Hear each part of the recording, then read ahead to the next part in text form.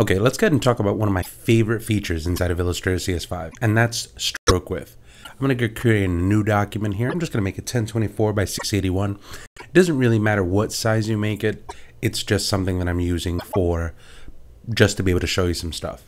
Now, the concept is very, very simple, but it's probably a good idea for us to be able to talk about how you can use it, what kinds of things you can do to be able to maximize using it, and how to be able to move around with it, do a little troubleshooting with it, if you will. So here I have a pencil tool, and I can do this with obviously a pencil tool or pen tool, but what I like about it is the fact that it really is kind of positioned around the organic components of what vectors can do. And that's one of the things that's probably one of the key changes with everything that we're doing here. It's all about creating more organic stuff, right? Illustrator was one of those tools that was always seen as a very precise and very pen and very rigid, but now you're beginning to see kind of the shift into more organic development. So here I have a path that goes from one point to another point, and I could take that path and join it here at the end, right? This isn't something that's new to Illustrator. This is just something that is very, very common, right? Technically, if you just grab and you select these two end paths right here, you could always just go to Object, go to Path, and go to Join, and it puts those together. Now, we know that we have a... Ooh, look at me messing this up already.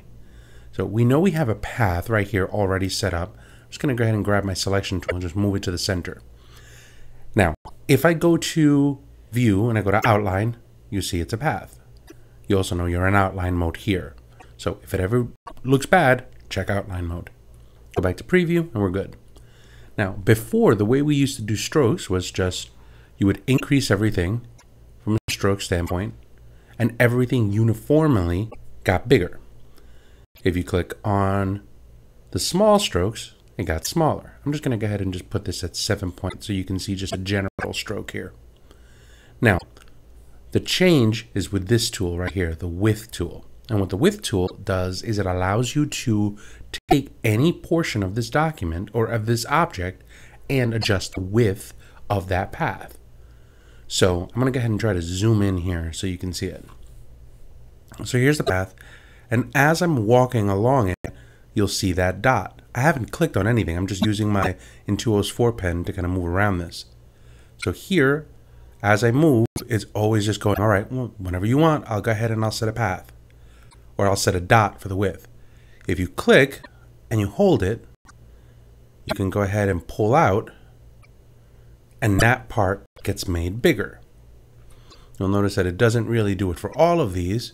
So from this wide point to the next dot is where it starts making it smaller. And you can continue to work with it. Just go over here, click, make it bigger, or make it smaller.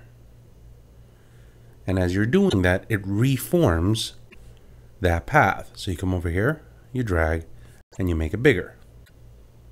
You come over here, you drag, and you make it smaller.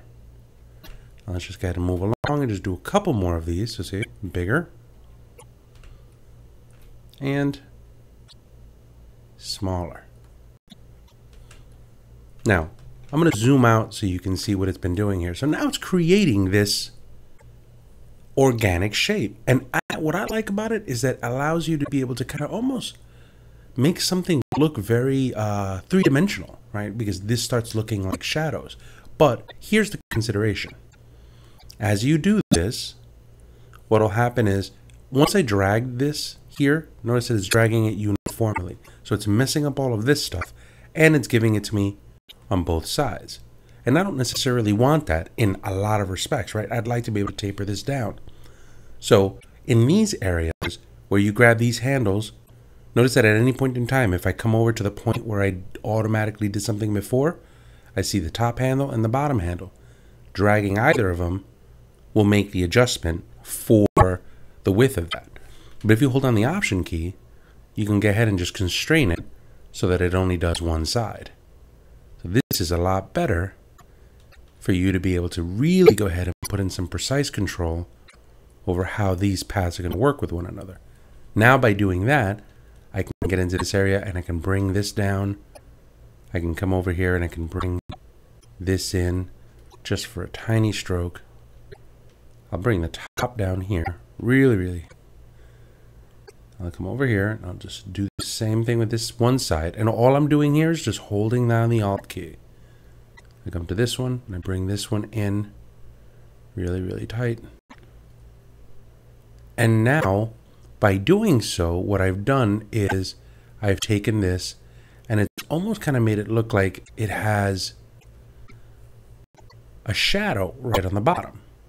Now, this is still a path. So if you go and you take a look at this inside of outline mode, it's just one path. There's nothing else that's there to it. So what'll happen though sometimes is you're going to see an object like this sitting inside of Illustrator, and what you might do is you might swap it. And if you swap it, it'll look like this. You go, oh, all right. If you swap it back, you're going to lose those widths. So you got to be very, very careful with that. I'm just going to do an undo. I'm going to do an undo again.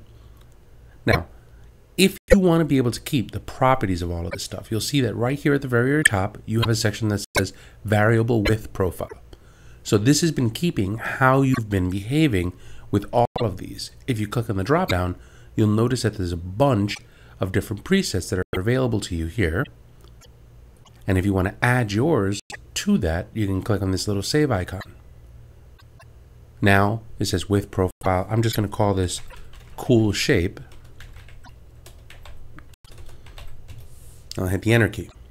Now, if I were to, let's say, highlight this, switch back, and it doesn't do what I want, I could always just come here, go to the drop down, and select my cool shape as a profile. Now, it doesn't look like it did it, but the only reason that it doesn't look like it did it is because my stroke is really low. If you go to 7, 12, as you start getting bigger, you'll notice that it did do it. It's just too small of a stroke for it to be able to apply. Once you have this all set, we can go ahead and turn this into a shape if we want. You can just go to Object and Expand Appearance. And now this happens to be a shape.